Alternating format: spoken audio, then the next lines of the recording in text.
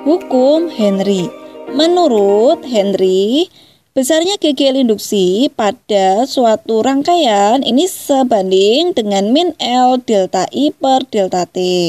Artinya GGL induksi selain ditimbulkan oleh perubahan fluks magnet, bisa juga diakibatkan oleh perubahan arus persatuan waktu. Jadi tadi adalah min L dikalikan dengan delta I per delta T. Adik-adik gunakan persamaan ini jika di soal tersebut diketahui adanya perubahan arus. Kemudian juga bisa dicari menggunakan persamaan min L DI per DT. Adik gunakan persamaan kedua jika di soal diketahui persamaan arus. Keterangannya di sini adalah GGL induksi, satuannya volt, kemudian L adalah induktansi diri, satuannya Henry.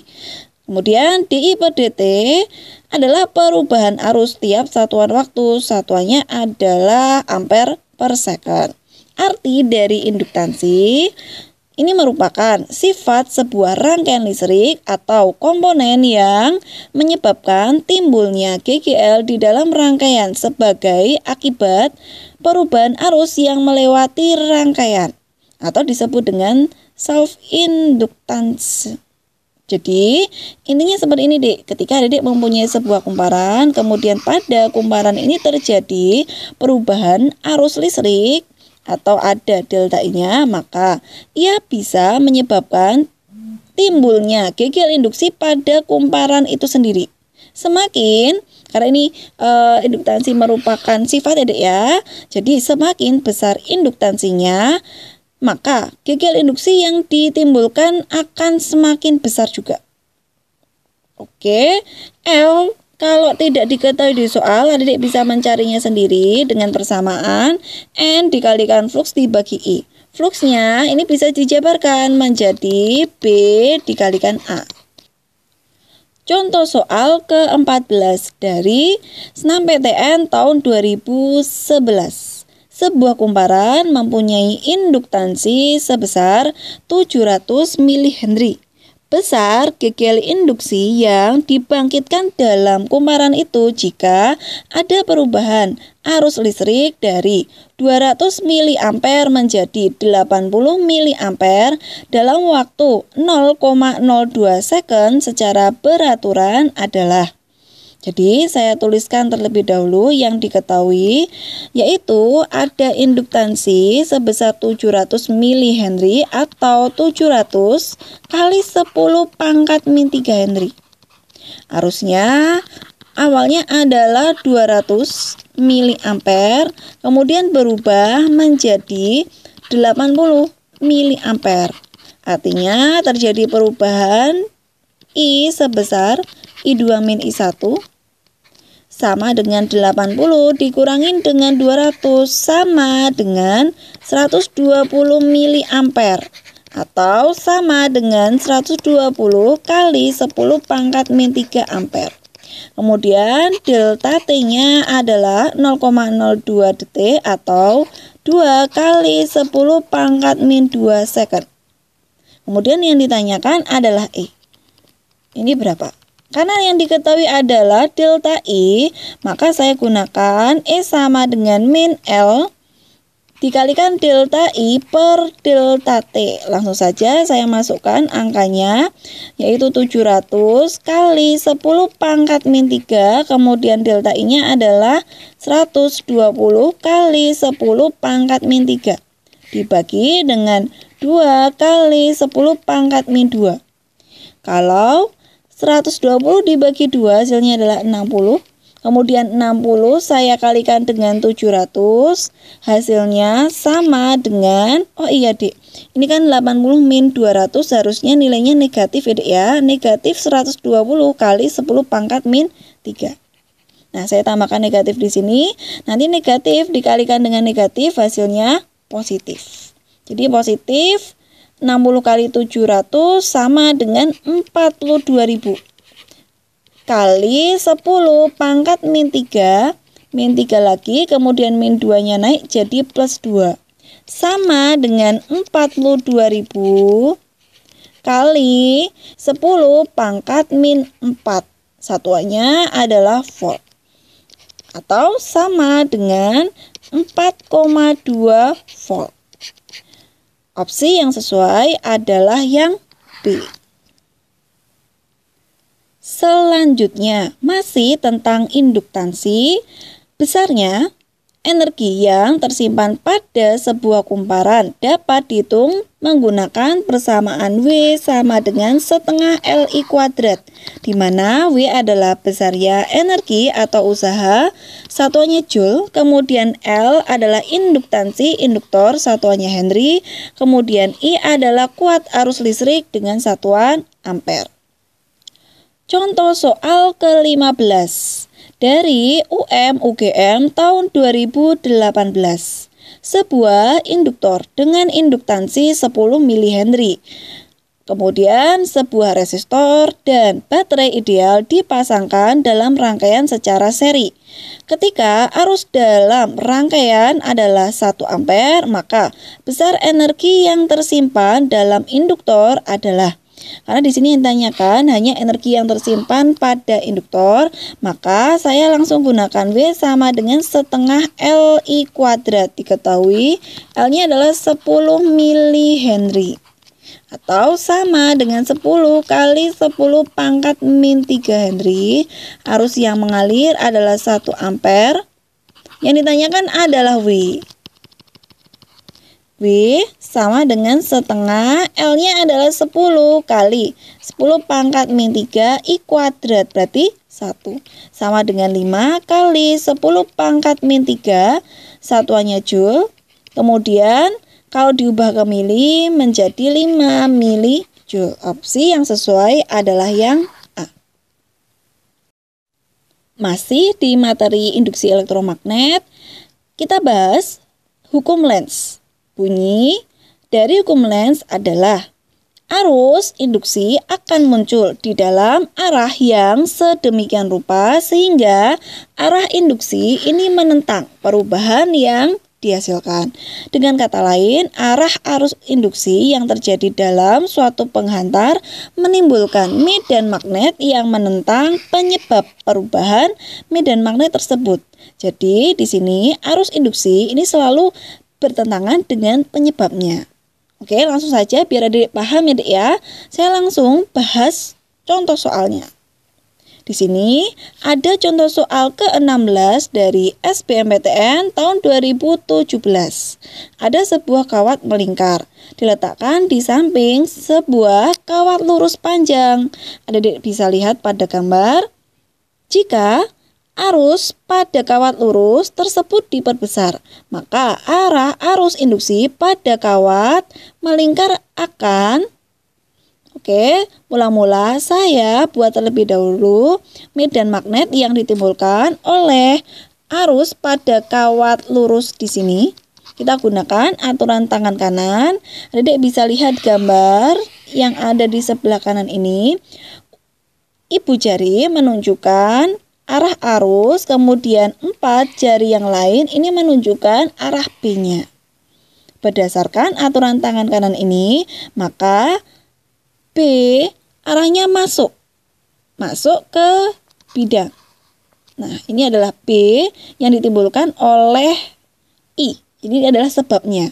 Nah, arus induksi nanti akan berlawanan dengan penyebabnya. Maka karena berlawanan, maka B induksinya ini arahnya sebaliknya, yaitu keluar. Nah, karena B-nya ini keluar, maka arus induksinya kita gunakan tangan kanan lagi. Namun biar mudah saya balik, Dek. I-nya ditunjukkan oleh 4 jari yang lain, kemudian B-nya saya gunakan ibu jari. Jadi nanti akan ketemu bahwa arus induksi ini berlawanan arah jarum jam sesuai dengan nih putaran jari-jari ini, Dik. Ya, arahnya berlawanan arah jarum jam. Karena di sini disebutkan diperbesar, maka arus induksinya juga semakin besar. Jadi, opsi yang sesuai adalah yang D. Selanjutnya, kita sudah sampai di materi terakhir di bab ini, yaitu penerapan induksi elektromagnet pada transformator atau dikenal dengan trafo. Trafo ini adalah alat yang digunakan untuk mengubah tegangan arus bolak-balik menjadi lebih rendah. Kalau lebih rendah, maka trafonya disebut trafo step down. Nah, kalau trafonya digunakan untuk mengubah tegangan arus bolak-balik menjadi lebih tinggi, maka disebut dengan trafo step up. Ingat ya Dek ya, bahwa trafo ini sumbernya harus dengan arus bolak-balik, tidak boleh searah. Selanjutnya, trafo ini terdiri dari kumparan primer. Kumparan primer ini biasanya dihubungkan dengan input. Input tadi adalah arus bolak-balik atau AC. Biasanya kalau AC ini bisa bersumber dari generator atau PLN. Kemudian, kumparan sekunder. Ini adalah kumparan yang berhubungan dengan output. Nah, untuk output berarti peralatan listrik yang kita gunakan sehari-hari, contohnya bisa lampu. Nah, ini dan masih banyak lagi ya, Dek ya. Kemudian di sini komponennya ada juga inti besi. Nah, nanti cara kerjanya dari arus bolak-balik ini maka akan menimbulkan induktansi pada kumparan primer. Nah, gigil induksi yang ditimbulkan pada kumparan primer ini akan menginduksi kumparan sekunder. Seperti itu ya Dek ya. Jadi nanti disebut dengan induktansi bersama. Nah, di sini tadi sudah saya katakan ada yang namanya trafo step up dan juga trafo step down. Fungsi dari trafo step up adalah menaikkan tegangan AC. Ciri-cirinya untuk trafo step up ini adalah NP kurang dari NS. NP artinya adalah jumlah lilitan primer, kemudian NS adalah jumlah lilitan sekunder. Kemudian VP ini kurang dari VS. Jadi NS dan VS ini sebanding, kemudian NP dengan VP juga sebanding. Ini adalah persamaan untuk trafo. NS per NP sama dengan VS per VP. Kemudian I-nya untuk I ini berbanding terbalik. Jadi ini persamaannya menjadi NS per NP sama dengan VS per VP. Kemudian I-nya dibalik. Jadi sama dengan IP per IS. Namun ingat Dek, persamaan yang ada I-nya ini hanya untuk trafo yang ideal. Oke, keterangannya VP adalah tegangan primer, satuannya volt. Kemudian VS adalah tegangan sekunder, satuannya volt. IP adalah arus primer, satuannya ampere, kemudian IS adalah arus sekunder, satuannya ampere. Selanjutnya, untuk trafo step down, fungsinya adalah menurunkan tegangan AC. Maka ciri-cirinya kebalikan dari trafo step up, yaitu NP-nya lebih besar daripada NS, kemudian VP lebih besar daripada VS, kemudian IS lebih besar daripada IP. Nah, pada slide sebelum ini dikatakan bahwa trafo ideal I-nya berbanding terbalik dengan tegangan dan berbanding terbalik juga dengan lilitan. Kita tidak bisa gunakan persamaan itu jika trafonya tidak ideal atau efisiensinya kurang dari 100. Efisiensi sendiri adalah perbandingan antara daya pada kumparan sekunder dengan daya pada kumparan primer. Nah, untuk trafo yang tidak ideal, maka untuk mencari besarnya arus kita gunakan persamaan efisiensi, yaitu PS per PP dikalikan dengan 100. PS ini adalah daya sekunder, satuannya watt, kemudian PP adalah daya primer, satuannya watt juga, kemudian ini adalah lambang efisiensi, satuannya adalah persen. Nah, hubungan P dengan arus ini bisa dijabarkan dari rumus dasar daya, yaitu V kali I, atau bisa juga V kuadrat per R atau sama dengan I kuadrat kali R. Dedek bisa gunakan ketiga rumus ini, namun di antara ketiganya yang sering muncul adalah rumus yang pertama ini. Jadi nanti PS bisa dijabarkan menjadi VS dikalikan IS, kemudian PP sama dengan VP dikalikan dengan IP. Contoh soal yang terakhir di materi magnet. Ini adalah contoh soal ke-17. Langsung saja, ada sebuah trafo step up digunakan untuk mengubah tegangan dari 50 volt menjadi 200 volt. Awalnya adalah 50, kemudian menjadi 200. Artinya 50 ini adalah input. Kalau input berarti dihubungkan dengan kumparan primer, artinya 50 volt ini adalah VP. Kemudian 200-nya ini sebagai output. Jadi VS sama dengan 200 volt. Kumparan sekunder ini dihubungkan dengan lampu 60 watt. Dikatakan bahwa kumparan sekunder dihubungkan dengan lampu watt ini adalah satuan daya, berarti 60 ini adalah PS karena dihubungkan dengan kumparan sekunder. Jika efisiensi trafonya adalah 60%, maka besar kuat arus yang melalui kumparan primer atau IP. Saya gunakan persamaan efisiensi yaitu PS per PP dikalikan dengan 100%. Kemudian diketahui efisiensi tadi adalah 60%. PS-nya adalah 60, PP ini saya jabarkan menjadi VP dikalikan dengan IP dikalikan 100%. Persennya saya coret, 60-nya saya coret. Jadi VP kalikan dengan IP sama dengan 100.